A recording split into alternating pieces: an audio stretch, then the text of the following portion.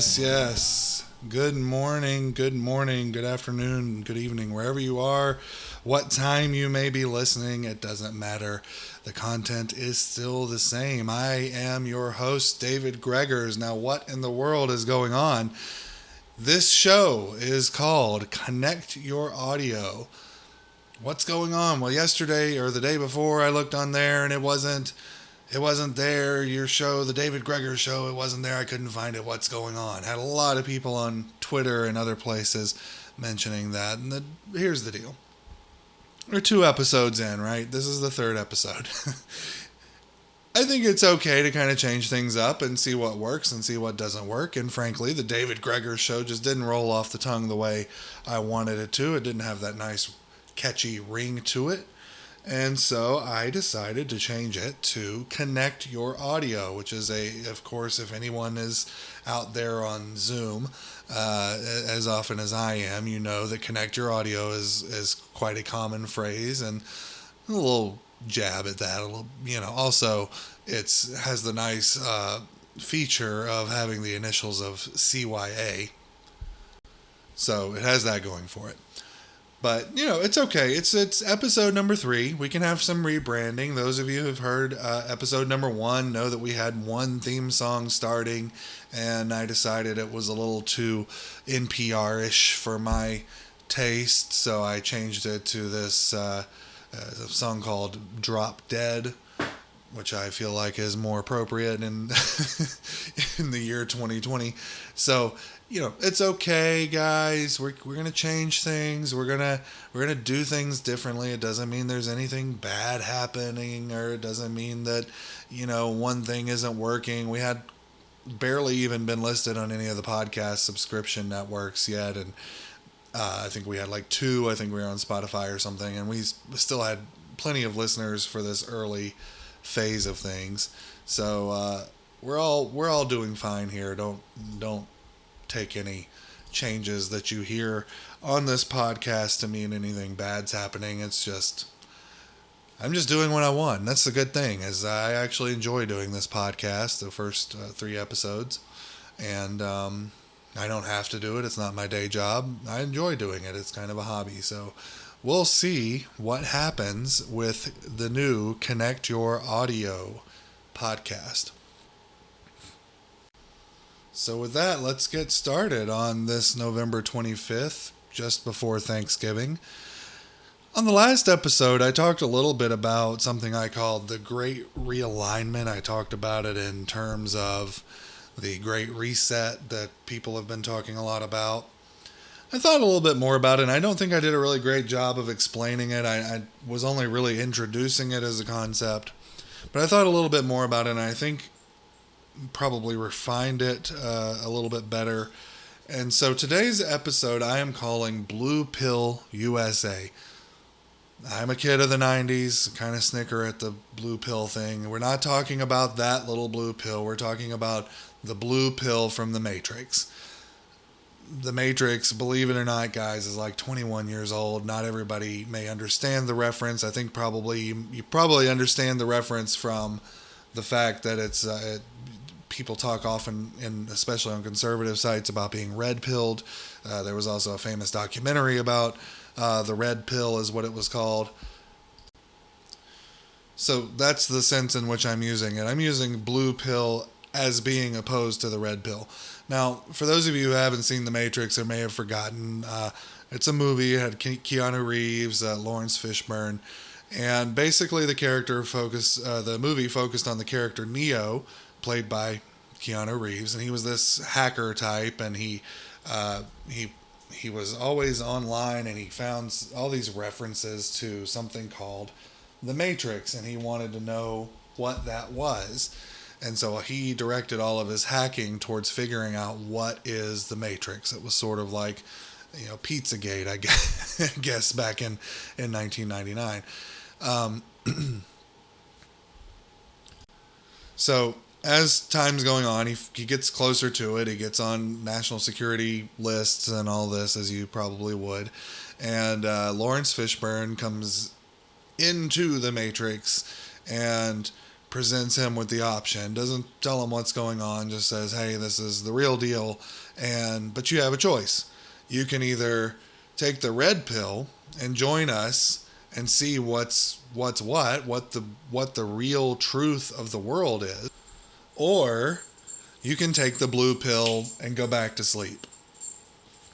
So of course Neo chooses the red pill, and when he wakes up after taking the red pill, he's in the real world. He's 200 something years into the future. The real world is nothing like he thought it was. It's this dark, desolate place in which humans are held in these pods, and their life force is being drained. Their bodies are being used as batteries, essentially, for the machines that have taken over the artificial intelligence. The artificial intelligence machines that have taken over needed power because there was a big war and the humans blacked out the sun. It's this big whole thing. But basically what he finds is that the world that he thought he knew as real was actually a computer simulation. So all these humans that are in these pods being used as batteries have connections to this computer, which feeds them this simulation. So they're able to interact with each other and all that. It's very Cartesian, brain in a vat type thing, but they're all connected to each other and they're all able to interact with each other in this computer program. But the reality they have is programmed around them. And the idea here is that this is how the computer or the machines keep these people alive so that they can continue providing power to the machines. In other words, if their brain didn't have something to do, they would just shut down and they would die immediately. But now they have something to do. They have all the regular creature comforts. They have hope. They have love. They have all this stuff. And as you go on, you find that the architect who designed this system designed in there the knowing that on some sort of subconscious level there was a choice, because if they didn't, at least on some subconscious level, have a choice to participate in this system, then they would reject it.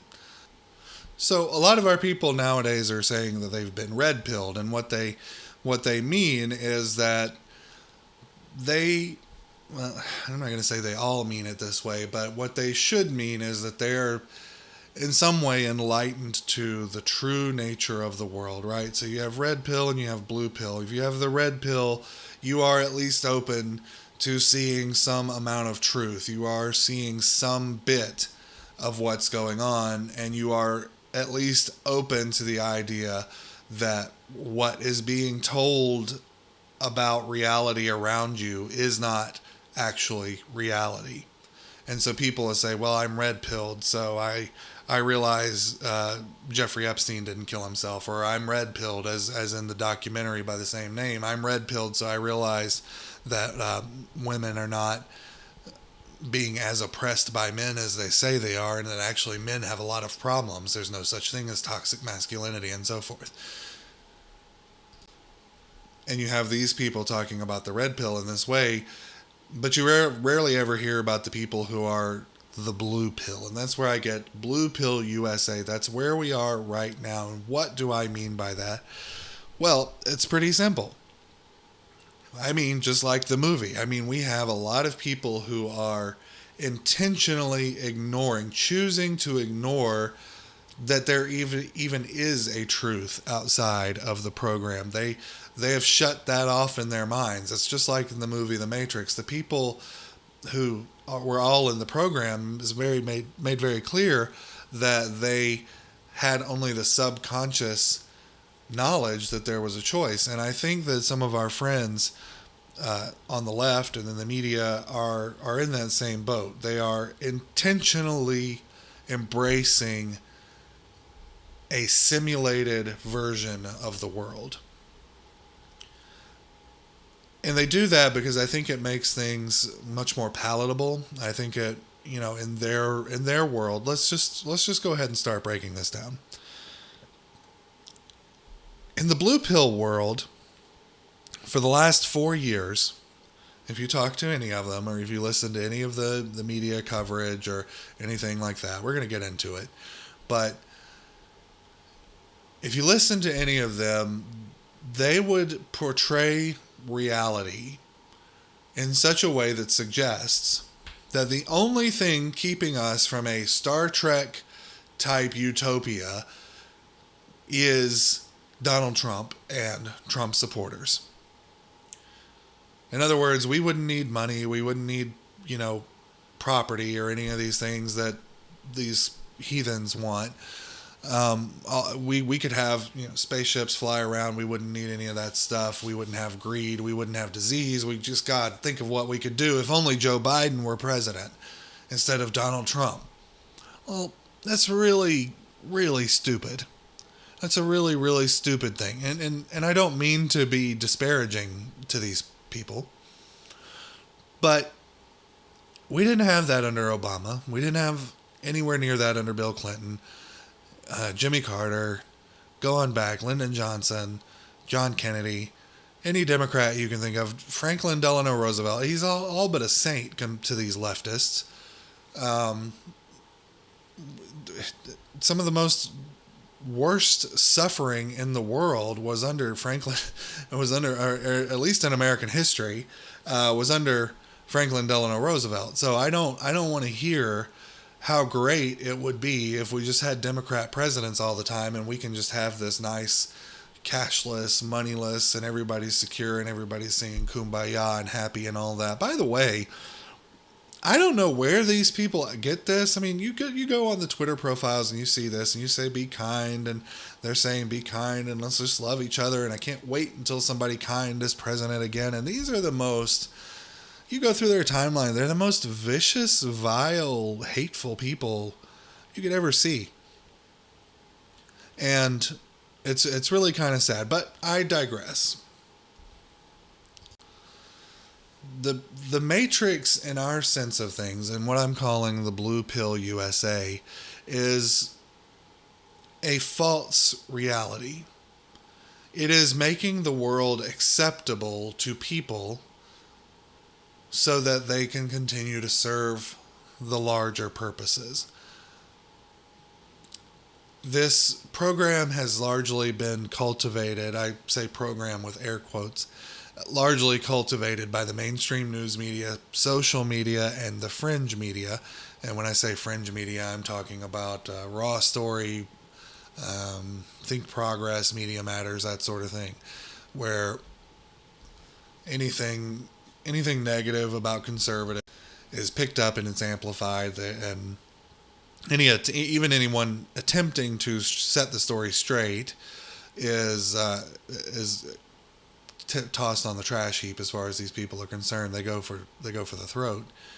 But it's largely cultivated by the mainstream media, and the reason I say this is the world that is portrayed by the mainstream media is not anything what us Trump supporters, I guess you lump me in that category, people like me, what we think it is. I mean, that's not the world. And so I just want to point out a couple of things. Yesterday there was a tweet from Curtis Hook, I don't know how he says his name. He says, NBC's Andrea Mitchell cheers the Biden administration being, quote, a big change from the Trump team because they are, quote, not going to be political. A guy who's been in Washington for 47 years, never done anything else in his life but be a politician, is somehow not going to be political, okay? Then there's another one from Jennifer Epstein. George H.W. Bush was known for his socks. Maybe Biden will be too. Today he wore dark blue socks adorned with lighter blue dogs. Yes, there are plenty more substantive things to tweet about, but we can have some fun sometimes too. These are just two that I've just picked out at random. Does that sound like the mainstream media that we knew even just 30 days ago? Heck, we don't even have to go back 30 days.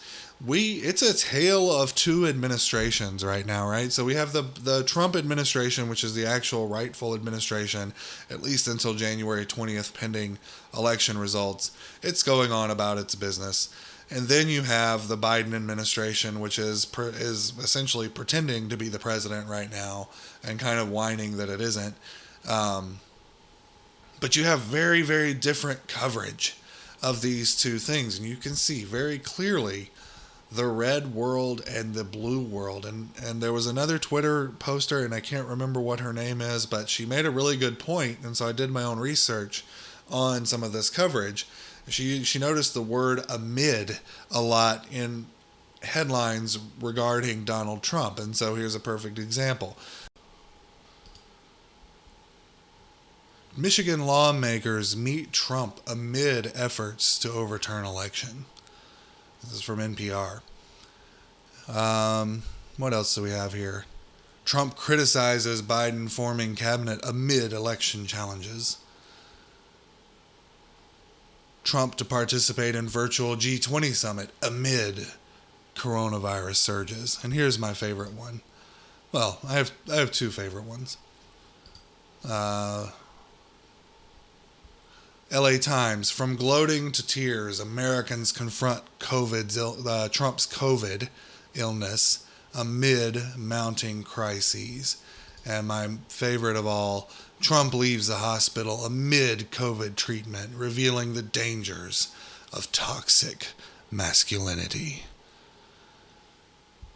This is how they frame the news. Now, it's true, Trump did leave the hospital, and it's true, he was in the middle of being treated for COVID, but none of the rest of this is true. It's all framing that somehow this is a fatal flaw. He left the hospital because he's fatally flawed to be this terrible person, and he's just going to do the wrong thing no matter what it is. Same thing with this headline from the LA Times, from gloating to tears, Americans confront Trump's COVID illness amid mounting crises. Well, again, Trump had COVID like many other Americans did. I'm not sure what the mounting crises are. He's talking about pandemic, economic crises, racial divisions. Plummeting stature in the world is one that they ridiculously put in there.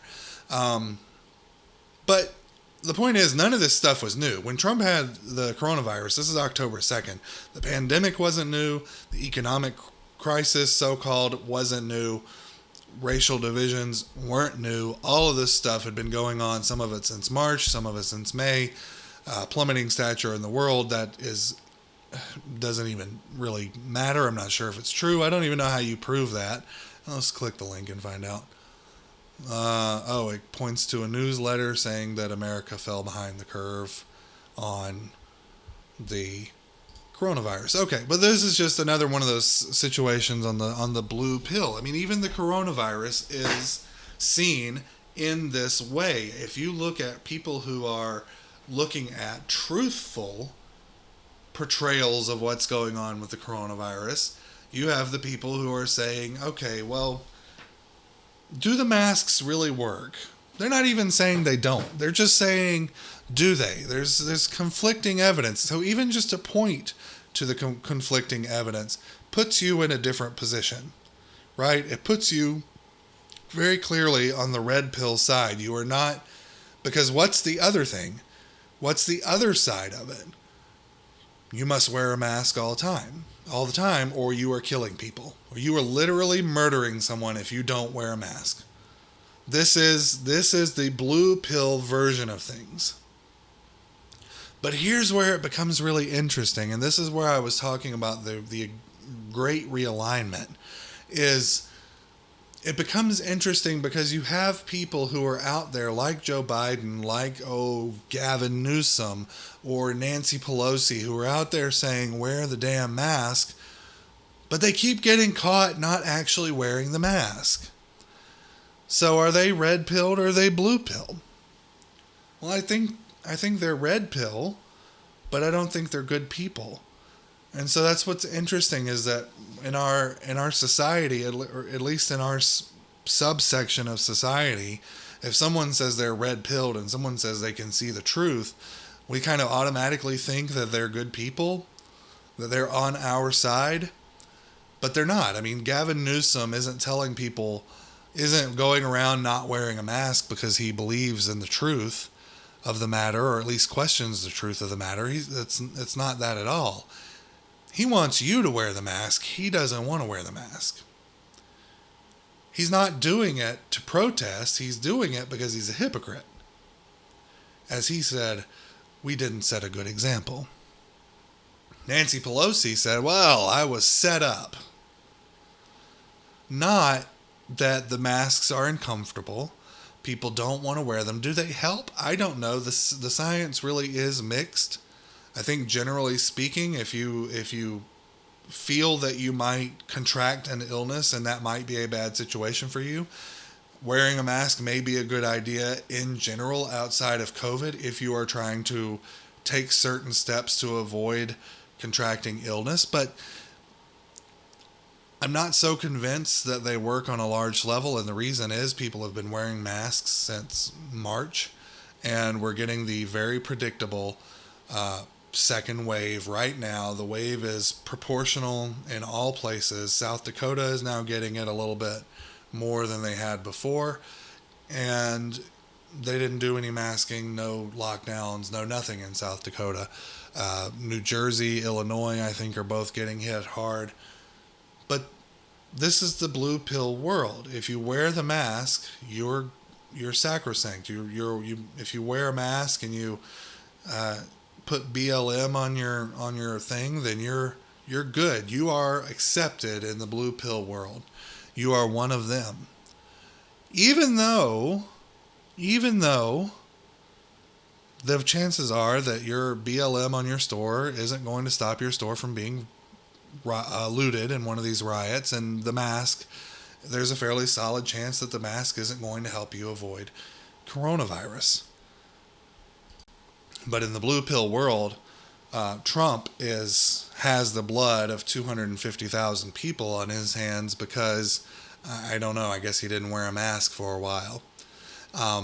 In the blue pill world, Trump never had a plan to deal with coronavirus, even though we have the fastest development of a vaccine, and we actually have two. I think I heard of a third one that could possibly be coming out. The fastest development of vaccines in world history.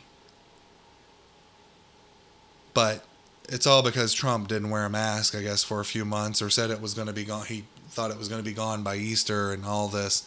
That's the reason Trump has all this blood on his hands. Never mind the fact that society has never gone into massive lockdowns ever in human history the way we have for coronavirus. And the lockdowns have caused all sorts of other problems. There's hundreds of thousands of people out of jobs. So people are hungry. Suicides have gone up. Drug addictions have gone up. Instances of child abuse and spousal abuse have gone up. This is not a good thing. All for a virus that has a less than 1% mortality rate. None of that matters in the blue pill world. What matters is constantly being afraid. What matters is Trump is to blame, and you, as a Trump supporter, are to blame. What is at work here is objective truth versus subjective truth. The reason there is a divide, red pill and blue pill, let's take the bad actors out of both sides, okay? Let's just talk about the innocents, the people who have taken the red pill and the people who have taken the blue pill, who just want to live their lives and go on, don't want to hurt anybody. This is just their worldview. Let's take the bad actors out. Objective truth versus subjective truth. On the red pill side of things, people who want to see objective truth wake up every day, wake up every morning. They know who they are. They don't have to decide what gender they're going to be. They don't have to decide, really much of anything. They're good people, generally speaking. They go and they go to work, they pay their taxes, and they live their lives in such a way that just because they're red pill doesn't mean there's not still mysteries. There are still mysteries, but these people who have taken the red pill understand that there is an objective truth, or a series of objective truths, and their lives are pointed in the direction oriented towards figuring out what the objective truth is, or what the truths are. They are not interested in being told that Donald Trump has 250,000 people's blood on his hands, because they know that's simply not true. It doesn't make any sense. It's a dumb, politically motivated thing to say. But on the other side of things, you have, as I said, let's take the bad actors out, but you have the blue pill people who don't really understand that what they're seeing the world is not true. They don't understand that what's around them has been constructed to make them complacent. But they believe that Donald Trump has the 250,000 people's blood on his hands, even though if you probe them a little bit, like how does that make sense? My favorite question to ask these people is, okay, what should Trump have done differently about the coronavirus? They start talking about federal coordinated response. Usually that's about it. Okay, that really just kind of goes to whether you believe the federal government should be the powerhouse of the whole country, or whether the states should be in control of their own territories. It's called federalism. That really goes to that. But all of this other stuff, this world in which Donald Trump is going to be marched out of the White House in handcuffs, they're going to have to send a SWAT team in after him. All of these things that get repeated over and over and over again in the media. I think there are a lot of people who are well-meaning, who just don't understand how they're being lied to.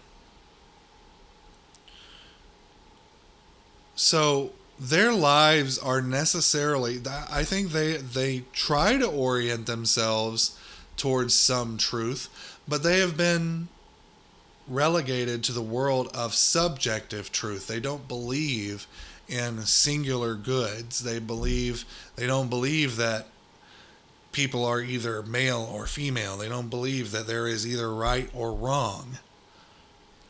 For these people, everything is subjective, even if they don't realize that it is. So this is how you get things like, what was it, 2015, when Joe Biden went over to Ukraine and was, I don't guess he was in Ukraine, but he was talking about Ukraine, and he made this comment of how he threatened the Ukrainians to drop the investigation or to fire the prosecutor who was investigating Hunter, or else he was going to withhold this $1 billion whatever from them. That's okay in the blue pill world because the media says that's okay. He never got impeached for it, whatever. But Trump, whatever Trump did with the Ukrainian phone call, that was bad because he got impeached for it and because the people on the news said it was bad.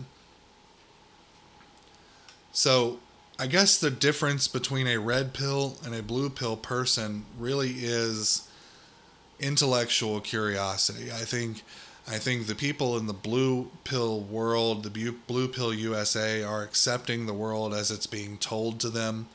If anything cracks the surface of a little bit of truth gets to them, it's immediately dismissed as conspiracy theory. And what we have going on right now with the voting is a great example of the red pill and the blue pill. Because there was a poll that was released by Rasmussen, I think, that said 47% of all Americans do not believe that Joe Biden won the election.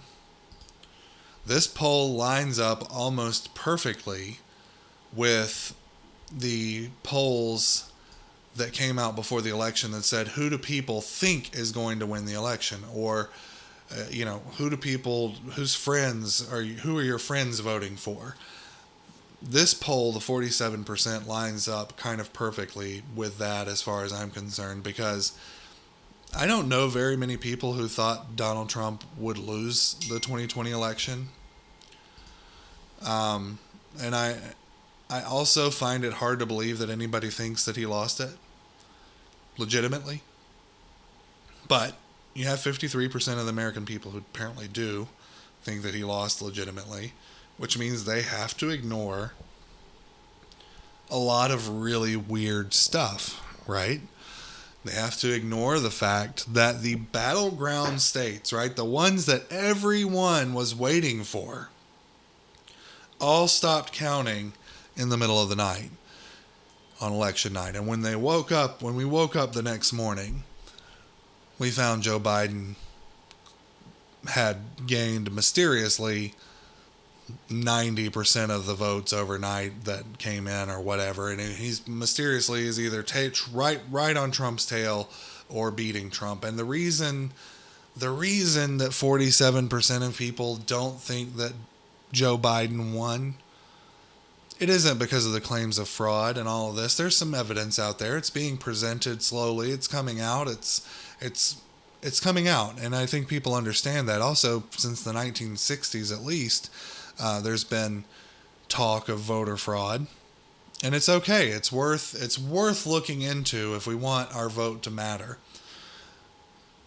But what really makes me think that people don't think that Biden actually won is because I don't think many people want to live in a world where you can win the most powerful office in the world, where you can take on a large arsenal of nuclear weapons. I don't think people want to live in the world where all you have to do to get that is stay in your basement and occasionally come out and insult people. That's what Biden did this whole time. So when we're talking about Trump had, coronavirus or whatever, he was out of work for like a week, and then he went to 4 times a day having rallies. Joe Biden, we couldn't get him out of his basement. He doesn't take questions from the media. And this is there are a bunch of people, apparently 53%, think that sort of effort is what it takes to win the presidency. I don't want to hear the anti-Trump stuff, okay? I don't want to hear that all these people hated Trump and they didn't vote for him, okay? That's another one of those things that I don't believe. I don't believe that is real. The polls were all wrong. So guess what? I have every reason in the world to doubt what they said. The polls weren't even close to being right, and someone should shut the polling industry down as a whole. With the exception of a few. Rasmussen, it was kind of close. The Trafalgar Group was right on the money. But all the rest of them were terrible. Nevertheless, I don't. The thing with the election that has happened is that Joe Biden has started saying, let's come together, let's bring peace and unity. This guy who never came out of the basement, who called his voters lying dog-faced pony soldiers, told them they were full of you-know-what, and challenged them to push-up contests. This man's not well, okay? This man is the one asking for peace and unity. And the thing about it is that whether you want to divide people among the lines of red pill, blue pill, Republican or Democrat, I don't think that really hardly any of the people I've seen online have any desire to have peace and unity. I don't, at least from our side, I don't know. I love everyone. I love my coworkers. I love the people I know. If you voted for Biden, that's fine. I don't really care. What bothers me though is this sense that we are at war with these people on the left.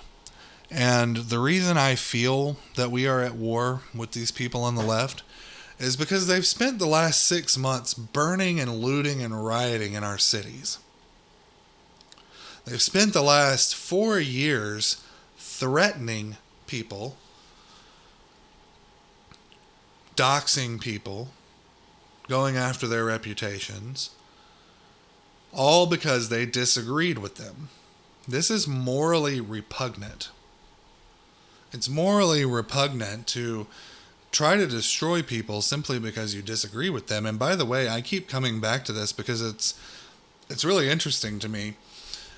We're not talking about disagreements on Social Security benefits or anything, right? I mean, we're not talking about raising the retirement age. I mean, we have some really big, deep divisions from the conservative side to the liberal side. And I don't like to think of where this is going, but I don't find a lot of common ground. But what I do know is, whether we're talking about ideological splits, whether we're talking about racial tension, the worst thing that can happen is to keep us locked in our homes.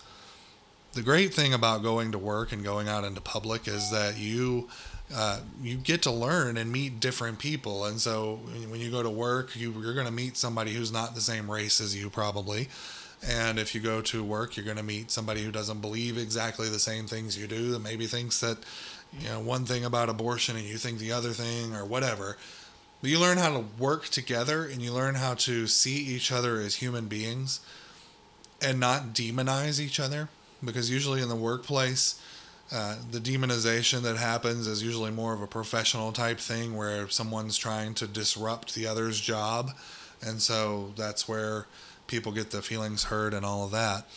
But I think that the coronavirus lockdowns have exacerbated a lot of this. And I thought that particularly with the Black Lives Matter stuff, the riots and all of this that was going on earlier in the year.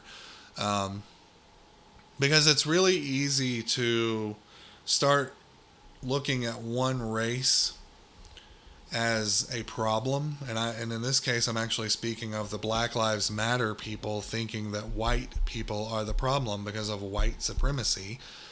Discussion for a different time. But I think that has a lot to do with it, is pulling ourselves out of our communities for fear of some sort of virus.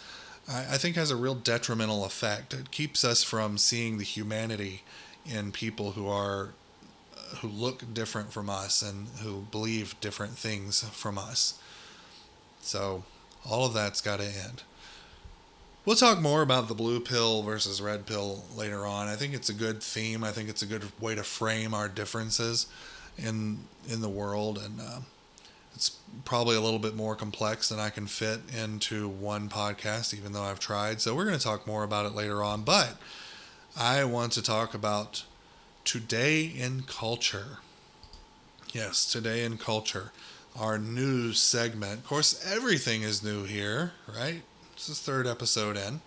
This is the second time we've done this, and we're going to see how I like it. I might not do it all the time. I may just kind of do it intermittently. But Today in Culture, I want to talk about rural America. Rural America. So yesterday I was on Twitter, and I made one of the classic Twitter mistakes. I saw something was trending, and I didn't know what it was, so I clicked on it to try to figure out what it was, and that's never a good idea. It's never it's never anything good. And so what I saw was trending yesterday was something called Hillbilly Elegy. Now, I'm from rural South Georgia, not the hills. In fact, the area I'm from is so far from the hills. We have the topography of a kitchen counter. It's flat as can be, nowhere near the hills. So I can't really be called a hillbilly, even though being from South Georgia, I think some of the more ignorant and prejudiced types tend to lump hillbilly type people, hill folk as I like to call them. Nothing against them, but they lump them together with the rednecks, which all of these terms are extremely derogatory, and if we were liberal, we would really care. But the thing about it is we're not, so typically we don't. I'm not saying it to be derogatory. Nevertheless, I've been called redneck and I've been called hillbilly. I know what it's like. And so this book comes out called Hillbilly Elegy, and it's purported, I don't know anything about the book, but it's purported to be one of these, high-class elites going into this foreign country of Kentucky to figure out what is it? Why are these people in Kentucky? Why are the rural people so terrible? Now, full disclosure here, I have not read this book. I really don't intend to read this book. It doesn't seem like there's a very good reason to read this book. I know what he's going to say because this is not new. This, for those of us who've lived in the South, who grew up in the South, we know that the Northeastern elites look down upon us. And yes, even like this guy who came from those areas, he still left the area, went and became an elite, went to some Ivy League school, fine, whatever.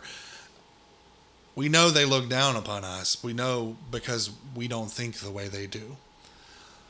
And I myself have a lot of education, and I had a lot of programming that was attempted on me, and some of it worked, and I shook off all of it, thankfully. But nevertheless, Hillbilly Elegy, it's one of those things that we didn't really need, but the leftists are going to love it, because really what they're looking for is any kind of excuse as to hate the rural people. And so I'm sure that the conclusions are drawn are, that they're all hypocrites and that we're all on welfare, even though we don't want African Americans to be on welfare. And we all vote for Trump, even though he's not really for us. And we vote for Republicans, even though they only really support themselves, and blah, blah, blah. We've heard it all before. There's nothing going to be new in this book. I really don't think. And so if I'm wrong, please, let me know if there's a really good reason to read this thing. But I did I was directed to a column by Eugene Robinson at the Washington Post, and I wrote a little bit about this in Substack yesterday, where he decides that he's going to gift Trump's followers with a reading list of things that we can understand them. And the thing was so damned pretentious that I felt like I had to respond to it, and I'm going to talk about it again today. And his reading list was really not so much a reading list. Like, he wanted you to read Ibram X. Kendi's How to Be an Anti-Racist. I've read it. Look, save your time. Don't waste your time on that, okay? Really, don't. If you want to understand this nonsense that's being spewed nowadays about how all white people are racist no matter what, and there's nothing you can do, and how, Walmart is filled with white supremacists and, whatever. If you want to understand that, go ahead and read it, but don't let that poison into your brain if you can help it. So it was all stuff like that. And then he also put in there, watch any episode from SNL from the Trump years if you're a visual learner, or watch John Oliver's Next Week Tonight, or This Week Last Week, or whatever the hell the thing is called. That's how you will understand the left. And so I made a little list and said, Eugene, you can read the following to understand Trump voters. And it was very simple. The Declaration of Independence, the U.S. Constitution, the Gettysburg Address by Abraham Lincoln, 1776, and a book by Jesse Lee Peterson called From Rage to Responsibility. That was it. Because people don't understand that even though there is a stereotypical culture around Trump voters, number one, it's not typical. It's just how we're portrayed in the media. And number two, Trump voters, and i.e. conservatives, we're really not that complicated. We think America is great. We think that the Declaration of Independence is a perfect exemplar, a perfect statement of American philosophy, and we agree with it. So my take on this for culture today is Mr. Robinson, and to the guy who wrote Hillbilly Elegy, rural America really doesn't need you, doesn't care what you think. We know you don't like us. We know you look down upon us. We know you think you're better than we are. And the thing about it is, we don't really care. Rural people don't really need any help from Eugene Robinson or the Washington Post, or Joe Biden for that matter. We'll take your money. I mean, if you're giving out handouts for whatever reason, we'll take your money. That's fine. But we don't need it. I mean, the thing about it is, rural people have a way of making sure that we don't starve, whether it's being able to go and hunt and fish in our own for our own food and provide it for our family, or simply having strong family values that we can reach out and find somebody to help us in our time of need without having to look to the government. That's how we operate around here. Family values. It's not to say that we're perfect, but we certainly don't look down on city folk for thinking differently than we do. We're a little bit annoyed that you think that your ideas are so superior and that you're so much better than us. It's kind of annoying to us, but we don't ultimately care. But we see you. We see you sneering at us for, having the big truck and the going and the playing in mud and all this other stuff. We see you. We just don't care. And we don't need you to continually psychoanalyze us either. I mean, if you want to understand us because you want to eliminate Trump voters, whatever that looks like, it's fine. I understand. But what I don't get a sense is from Eugene Robinson or from the Hillbilly Elegy, from the description I read of that, I don't get any sense from you guys that you care so much about persuading us to agree with you. I don't get the sense that you're interested in persuading us to go along with the Green New Deal. I don't get the sense that you're interested in persuading us to embrace socialism or globalism or anything along those lines. I don't get the sense that that's what you're trying to do. I think you see rural people as an impediment to all of those things. And while I understand, our country was built upon the idea of discourse, of discussion. We may not agree, but we are all Americans. We are all together, supposed to be. And by the way, Eugene, I was a liberal for a while, and I can tell you that nothing about my belief system or anything would ever be found in any of the crap episodes of Saturday Night Live or John Oliver's show. So, to quote Leonard Skinner, Southern man don't need you around anyhow. And that's okay. We're just fine. But you can continue to psychoanalyze and do whatever you want to do. It's fine. It's not really hurting our feelings. We don't read your books anyway. So, whatever. Waste your time. Works for me. So, that's it for today. Thank you for tuning in. Sorry, there might be some breaks in this episode. I've actually got a kind of a stuffy nose, and I've had to stop and cough a few times, but I appreciate your patience. Check me out on Twitter at David Gregors, and check me out on Parler, David J. Gregors. Don't really use it a lot, but I hear it's great. I also have a Substack. You can check that out, and I have a column that I write occasionally for WorldNet Daily. I think I'll probably do one today. A little weird because of Thanksgiving, but I'll probably do one. So anyway, thank you all for listening. Like, share, subscribe, ring the bell, do what you do wherever you do it. And thank you for being on board as we're growing. And here we are 3 shows in, and man, I'm enjoying every minute of it. So thank you for tuning in to the new Connect Your Audio CYA podcast hosted by David Gregors. And until next time, stay safe, be well, and God bless.